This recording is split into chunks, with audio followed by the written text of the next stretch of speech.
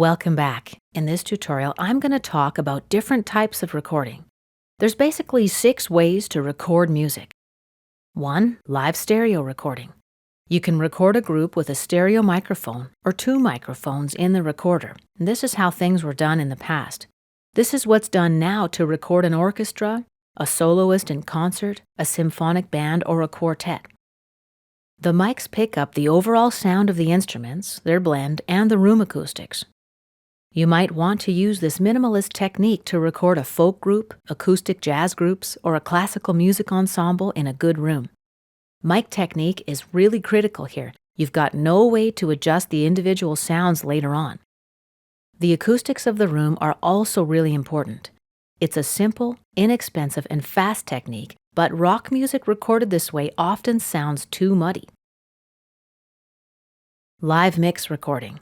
You pick up the musicians with several mics plugged into a mixer that blends all the signals into one signal, either stereo or mono. Adjust the levels beforehand to get the mix you want, and then record that mix straight into your recorder. These days, this technique is actually seldom used except for recording live gigs and broadcasts. You need several mics set up close to each singer or instrument or group of instruments, and that way they'll pick up less room acoustic and be a little more isolated. When you test the signal and listen, you adjust the controls for the mic input rather than moving the performers around.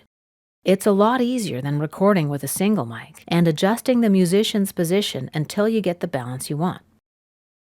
You mix while the musicians play. If you screw up, say one instrument is way too loud, the musicians have to play the piece again until you get the balance just right. If you're recording a live gig, there's no way to perfect the mix. And it can be hard to monitor while you're recording too if the group is really loud. A multi-track recorder and mixer. So basically here you record each instrument with a separate microphone lined into a multi-track recorder. Each track contains the sound of a different instrument. After the recording's done, you mix or combine the tracks to stereo or surround sound. This is an easier way to record a live gig because you can adjust the mix afterward. You can also overdub after if you need to. Hard disk recorders are generally used for this technique. It's a little more expensive than live mix or stereo recording, but it's more flexible. It can also be more complex, so let's say you're lining the mixer to hardware effects boxes and you've got to get all that set up just so. You need to be well practiced. Next is the standalone DAW recording. This is a multi-track recorder and a mixer in one portable chassis. The multi-track recording is done on a hard drive or a mini disc, etc. So an example of this is the Yamaha AG1600. That's what I used to use before I moved to computer-based digital audio workstation recording. These units have got built-in effects, which is an advantage over the technique I discussed previously. These are easy to use for the most part, but not as flexible as computer-based DAW recording. These days, most of us are more comfortable with user-friendly computer interfaces based on Mac and Windows technology, rather than the complex menus of these Unix boxes. Computer-based DAW recording. So this is also a multi-track recorder and mixer combined into one. You store the music as digital data on your computer's hard drive, and you need a special interface that converts analog signal to digital data, such as your audio sound card or your Pro Tools hardware interface. The great advantages of computer-based recording are the low cost, the huge power, and the super flexible editing environment. You can also assemble songs from loops rather than recording your own completely new material. They're more user-friendly than standalone DAWs, since the software is built for Windows and Mac platforms.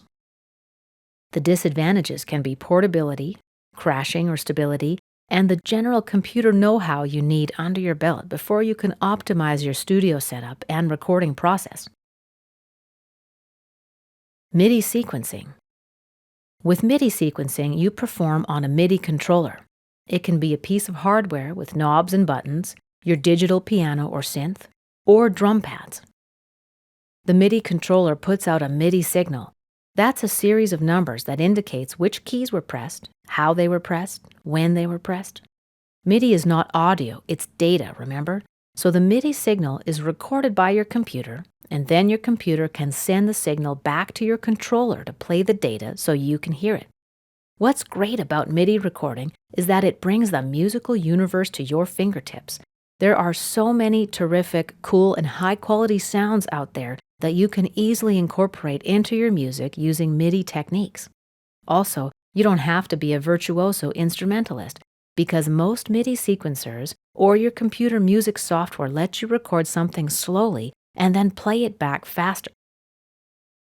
You can build up complex parts or drum rhythms, one idea or one instrument at a time. What's super cool is that it's easy to make corrections afterwards to both the note pitch and the rhythm, as well as many other musical effects.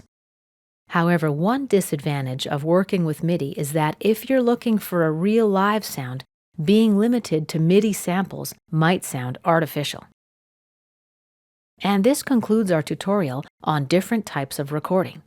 In my next tutorial, I'm going to talk about the benefits of working with digital recording as opposed to analog recording.